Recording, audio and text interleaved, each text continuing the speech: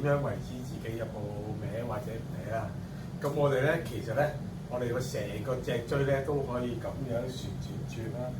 如果你發覺嘅某啲部位咧係停低咗咧，咁知嗰一節骨咧係會卡住咗。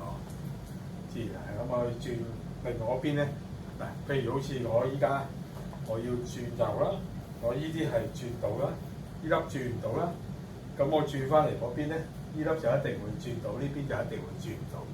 呢一節，咁啊，通常你摸落去嗰度咧，都會無論前面後邊，佢都係會痛噶啦。咁咧，呢個就係佢所謂嘅錯位或者個骨頭去卡住嘅問題啦。好，咁另外再簡單啲或者少啲人會認知嘅咧，就係我哋平時咧，你都會知道我哋其實可以咁樣慢慢一節一節咁樣彎落去啦，捲埋佢嘢。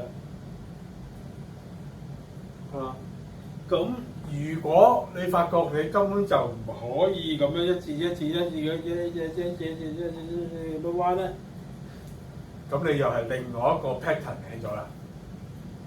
咁如果你發覺你兩樣都唔得咧，咁你就係錯位得好緊要啦。咁呢一個咁樣彎唔到落去咧，其實係有好多時都會出現好多問題嘅，譬如麻到落去隻手啦，麻到落去隻背脊啦，麻到去條腰啦，係啦。咁甚至乎咧，你會發覺咧，撳個肋骨都會好痛嘅，係啦。咁其實就因為佢歪咗。